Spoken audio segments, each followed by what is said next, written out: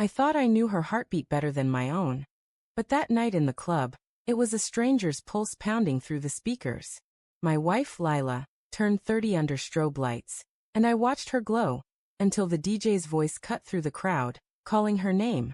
By the time she stepped onto that stage, my world was already fracturing. We'd been married 5 years, together for 8. Lila was my anchor, the woman who laughed at my terrible cooking and held me through my father's funeral.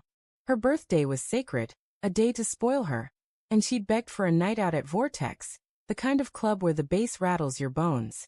I wasn't a dancer, but for her, I'd brave the chaos. She wore a red dress that clung to her like a second skin, her dark hair spilling over her shoulders, and I couldn't stop staring. "You're trouble tonight," I teased, kissing her temple as we entered. She grinned, but her eyes darted away, just for a second. I should have noticed. The club was a fever dream, bodies pressed tight, neon lights slicing through the haze. Lila pulled me to the dance floor, her laughter bright against the thumping music. I tried to keep up, but she moved like she belonged there, her hips swaying, her hands catching the air. An hour in, I needed a break, so I leaned against the bar, watching her shine. That's when the DJ's voice boomed. "Lila, where you at? Get up here, girl." The crowd cheered, and my stomach twisted. How did he know her name? She glanced at me, her smile faltering, then wove through the crowd to the DJ booth. I pushed closer, heart thudding. The DJ, a guy with tattoos snaking up his neck, handed her a mic. "This one's for my favorite," he said, winking at her.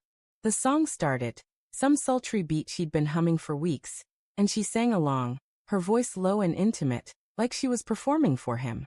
The crowd ate it up, but I saw it. The way his hand grazed her waist, the way her eyes lingered on his. It wasn't just a performance. Back home we'd been solid, or so I thought. But there were signs I'd ignored. Her phone buzzing late at night, her girls' trips that left no photos, her sudden obsession with that damn song.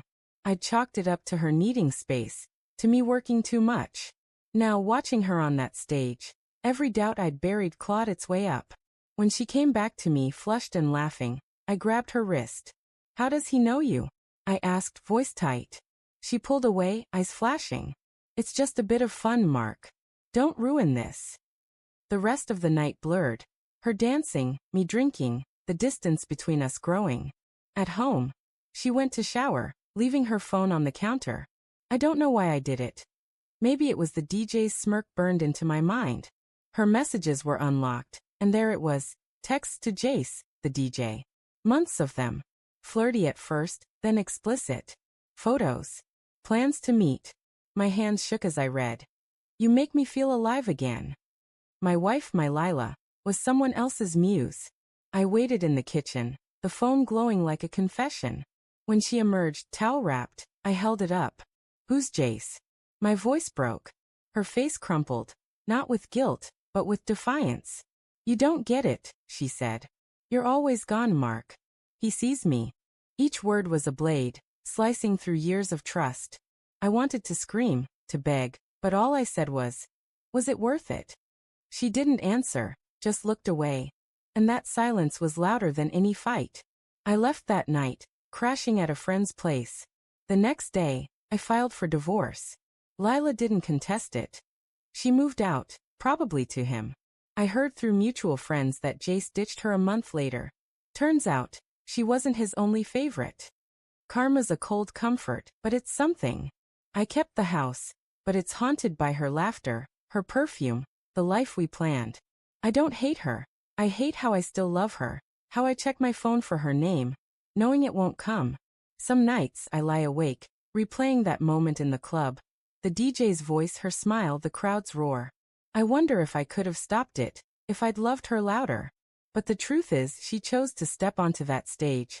And I can't unsee the stranger she became. I'm learning to live with the ache, but it's a slow bleed.